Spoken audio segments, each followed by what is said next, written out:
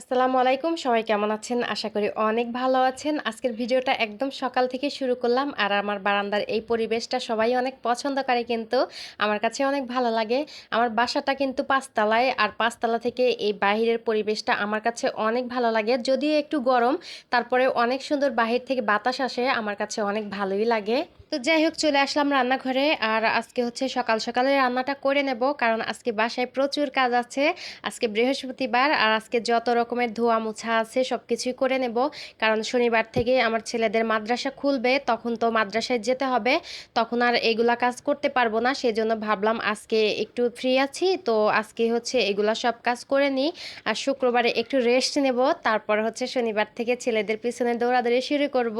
যাই হোক, এখন হচ্ছে 9টার মতো বাজে। তো আজকে ঘুম থেকে একটু লেট করে উঠেছি, মানে ফজরের আজানের পর নামাজটা পড়ে আবার একটু শুয়েছিলাম। আর উঠে দেখি 8:30টার মতো বাজে।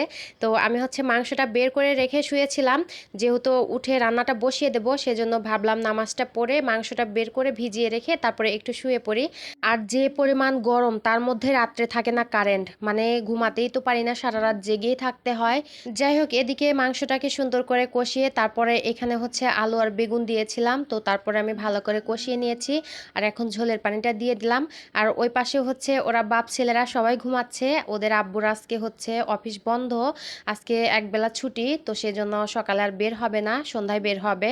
তো যাই হোক, এই পাশে হচ্ছে সুন্দর করে কষিয়ে নিয়ে ঝোলের পানিটা দিয়ে দিয়েছি, তো রান্নাটা হতে থাক। তো আজকে হচ্ছে মুরগির মাংস রান্না করব, আর হচ্ছে একটু বেগুনের টক রান্না করব।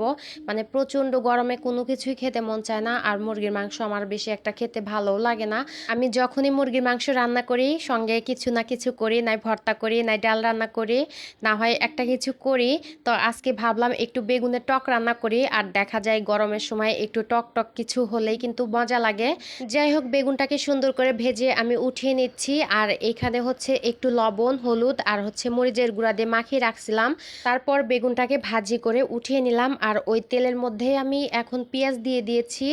আর যেহেতু আমার জন্য রান্না করব, সেজন্য একটা বেগুনই রান্না করলাম। আর এই টকটা আমার কাছে খেতে অনেক ভালো লাগে। ওদের আব্বু আবার টক জাতীয় জিনিস একদমই খেতে পছন্দ করে না, তো ওদের জন্য হচ্ছে মুরগির তরকারি রান্না করলাম, আর আমার জন্য একটু বেগুনের টক রান্না করব।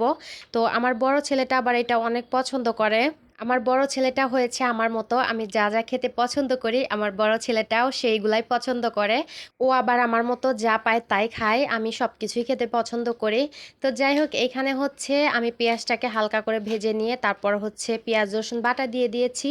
তারপর পেঁয়াজ রসুন বাটাটাকে হালকা করে ভেজে নিয়ে তারপরে এখানে হচ্ছে আমি তেঁতুল গুলে রেখেছিলাম, তো তার মধ্যে হচ্ছে হলুদের গুঁড়া, মরিচের গুঁড়া, ধনিয়া গুঁড়া আর হচ্ছে স্বাদ মতো লবণ দিয়েছিলাম।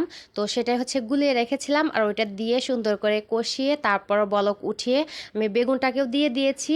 আর আমি পুরোটা ভিডিও করতে পারিনি, কারণ হচ্ছে ভিডিওটা ডিলিট হয়ে গেছে, মানে মাঝে মাঝে এরকম হয়, তার জন্য অনেক দুঃখিত। তো এই রেসিপিটা মনে হয় অনেকেই পারে, তো আমার কাছে অনেক ভালো লাগে। এই তো আমার টক রান্নাটা হয়ে গেছে, আর খেতেও কিন্তু অনেক মজা হয়েছিল। আর একটু কালো জিরা দিয়েছিলাম, ওইটা বলতে ভুলে গেছি, তো একটু ভাজা জিরার গুঁড়াও দিয়ে দিয়েছি। তো যাই হোক, খাওয়া দাওয়া শেষ করে তারপর হচ্ছে এখন কাজে লেগে পড়েছি। কি আর বলবো, এই ফুলগুলা কিন্তু ঈদের আগেই আমি ধুয়ে নিয়েছিলাম, আর এখন আবার কিন্তু নোংরা হয়ে গেছে।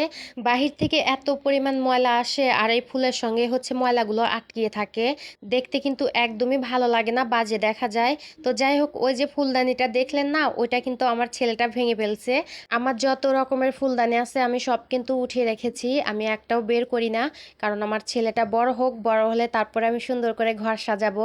ঘর সাজাতে কিন্তু অনেক ভালো লাগে, মেয়েরা কিন্তু সবসময় ঘর সাজাতে পছন্দ করে, কিন্তু আমার ছেলেদের জন্য আমি একদমই এগুলা পারি না। তো ছেলেরা বড় হোক, তারপরে মনের মতো করে বাড়ি করব, বাড়ি করে তারপরে সুন্দর করে ঘর সাজাবো। যাই হোক, মোটামুটি সব কাজই হয়ে গেল। এই যে অনেকগুলা জামা কাপড় ভিজাইছিলাম, তো সেগুলাও ধুয়ে নিয়েছি। তো এখন হচ্ছে রুমটাকে পরিষ্কার করে নিয়ে গোসলটা করে নেব। সব কাজ শেষ করে এত পরিমাণ গরম লাগতেছিল যা বলার মতো না, মানে অনেক খারাপ লাগতেছিল। তো ফ্রিজে হচ্ছে টক দই ছিল, তো আজকে হচ্ছে মাঠা বানাইছি, আর আজকে মাঠা একটু পাতলা হয়েছে, তারপরেও কিন্তু অনেক মজা হয়েছিল। তো উপরে হচ্ছে অনেক মাখন হয়েছিল, তো ওইটা খেতে আরো বেশি মজা লাগছে। যাই হোক, আজকের ভিডিওটা এই পর্যন্তই। আর আমার ভিডিওটা দেখার জন্য সবাইকে অসংখ্য ধন্যবাদ। সবাই ভালো থাকবেন, সুস্থ থাকবেন, আল্লাহ হাফেজ।